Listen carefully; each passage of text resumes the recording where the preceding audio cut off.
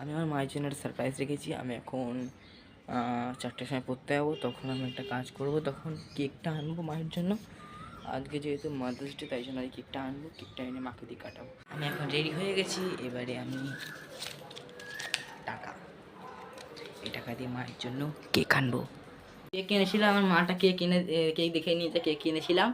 এবারে কিন্তু কিন্তু একটা আছে, কেকটা খোলার সময় মা একটা হেভি জিনিস দেখতে হবে, সারপ্রাইজ আছে, হেভি সুন্দর সারপ্রাইজ আছে, দেখাবো। আচ্ছা, এখন বিকেলবেলা কেক কাটার সময় তোমাদের সাথে দেখা হচ্ছে। হয়ে গেছে, এখন বাজে 7:30। এখন আমরা কেক কাটবো। টানতে টানতে ফেলে দিয়েছে, ওর কি কান্না, কেক পড়ে গেছে বলে।